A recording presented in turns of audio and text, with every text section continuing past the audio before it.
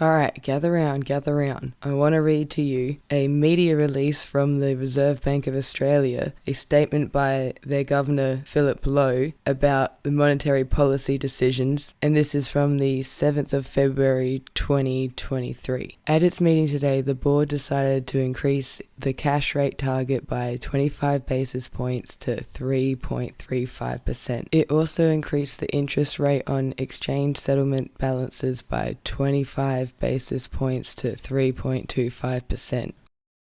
Global inflation remains very high. It is, however, moderating in response to lower energy prices, the resolution of supply chain problems, and the tightening of monetary policy. It will be some time, though, before inflation is back to target rates. The outlook for the global economy remains subdued, with below average growth expected this year and next. Alright, the next paragraph. In Australia, CPI inflation over the year to the December quarter was 7.8%, the highest since 1990. In underlying terms, inflation was 6.9%, which was higher than expected. Global factors explain much of this high inflation, but strong domestic demand is adding to the inflationary pressures in a number of areas of the economy.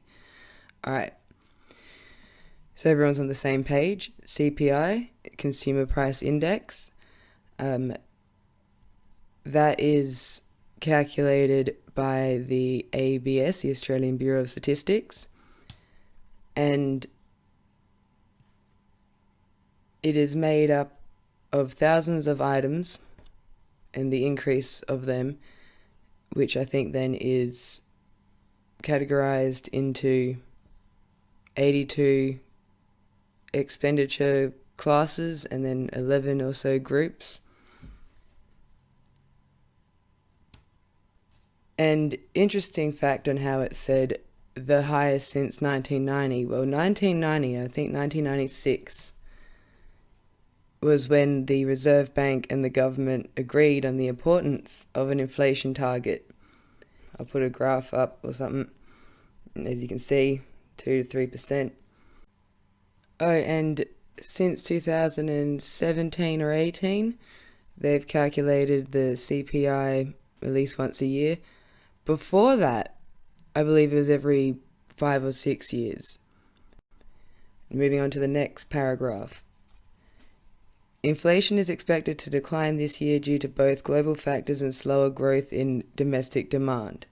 The central forecast is for CPI inflation to decline to 4.75% this year and to around 3% by mid-2025.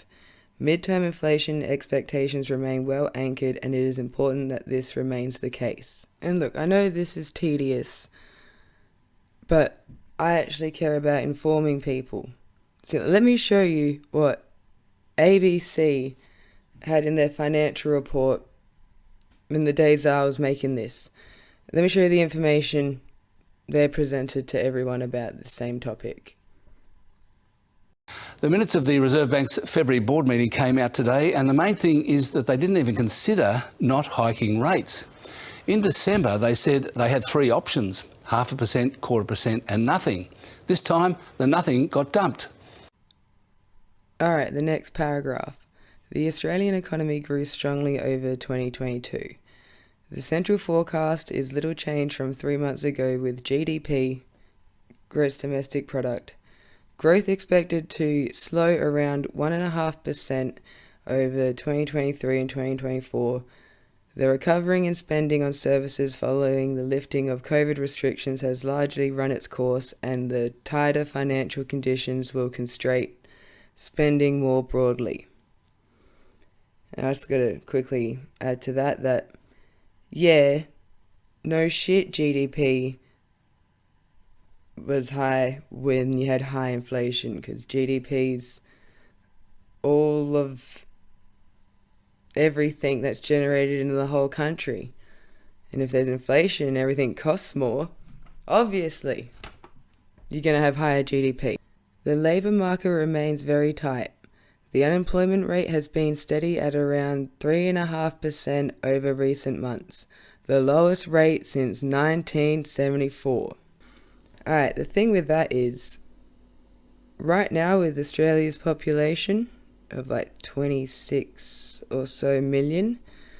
The amount of people out of that are working age is like 17 million or so, right?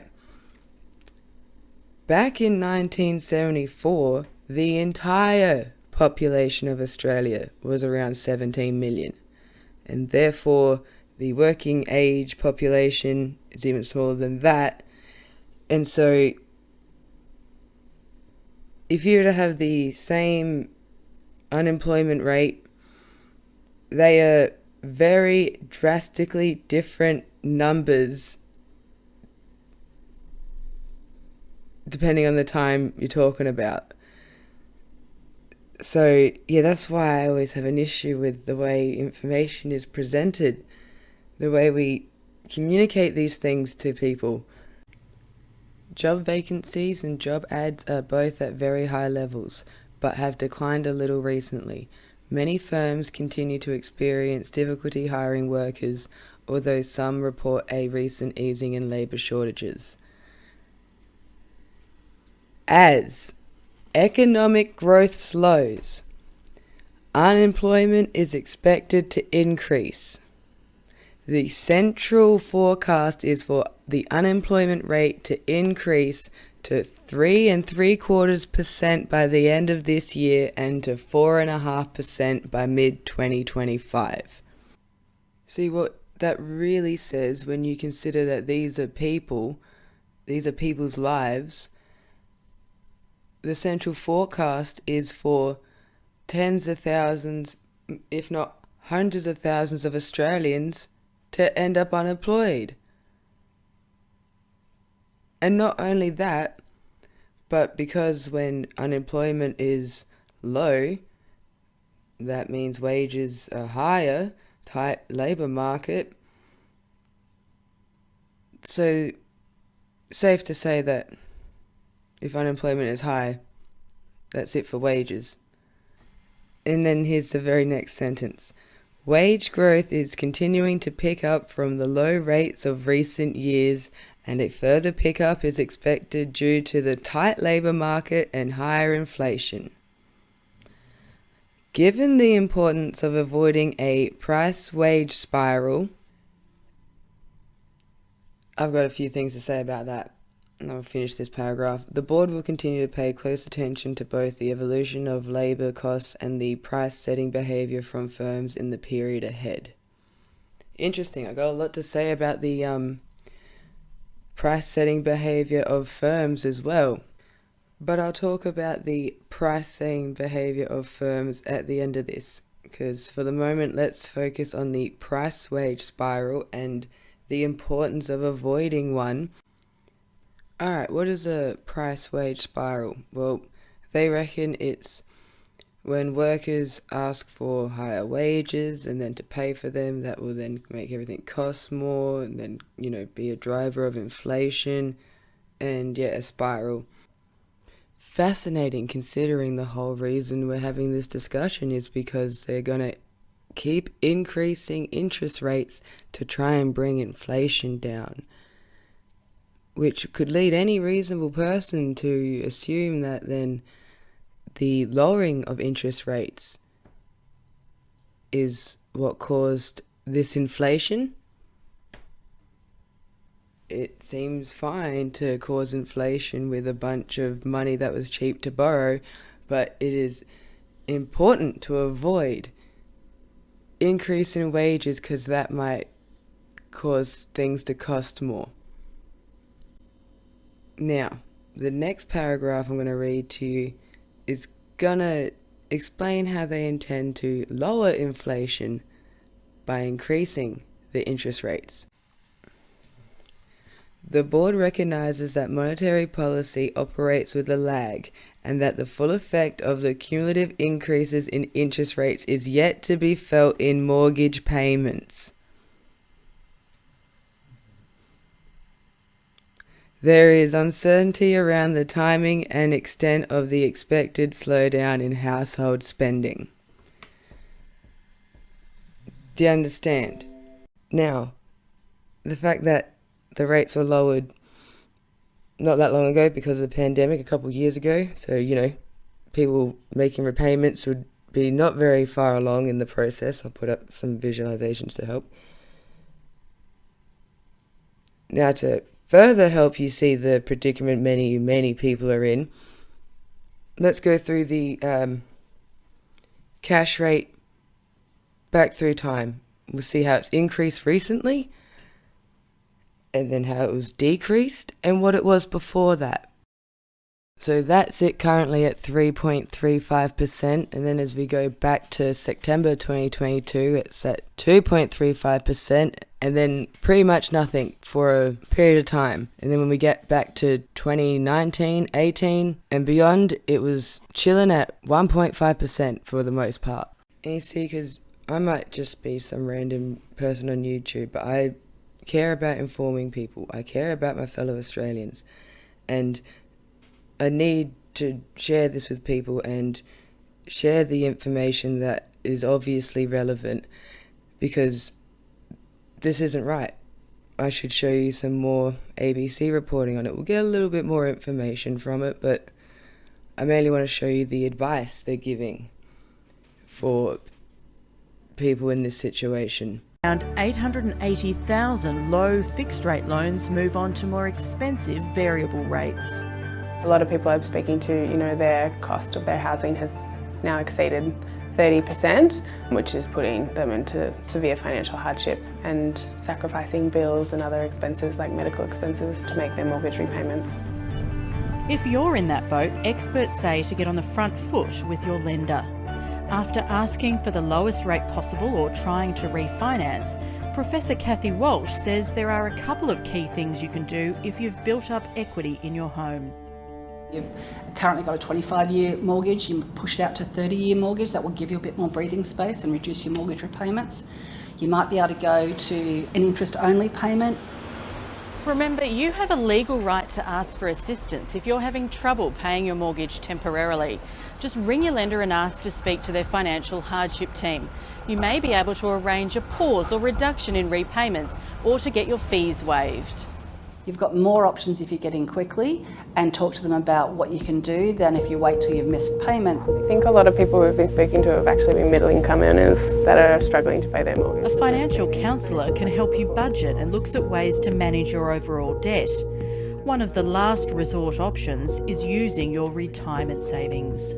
Accessing your super early is very difficult, and so one of the options is under compassionate grounds, which is when your house is on the verge of being repossessed.